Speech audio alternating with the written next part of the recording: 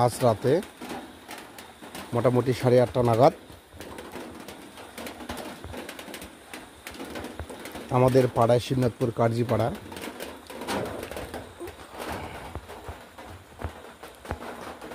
বৈশু কার্জি এবং রাতুল কার্জি বাড়িতে অ্যাটাক করার পরে আমাদের বাড়িতে হাতি হানায় আমাদের ঘরের কিছু চিত্র,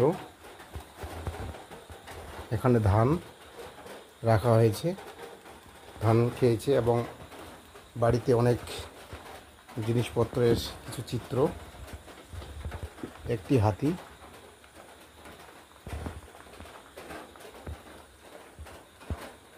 কিছুদিন আগে আমাদের এলাকায় অমল কার্জি নামে এক ব্যক্তির মৃত্যু হয়েছে অনেক এই হাতির অ্যাটাকের ফলে। আজকে এর আগেও আমাদের বাড়িতে এই ঘরেই অ্যাটাক করেছিল। এখানে ধান রাখা হয়। বাড়ির পাশে অমল এবং রাতুল কার্জি বাড়ির অ্যাটাকের কিছুক্ষণের মধ্যেই আমাদের বাড়িতে চলে আসে।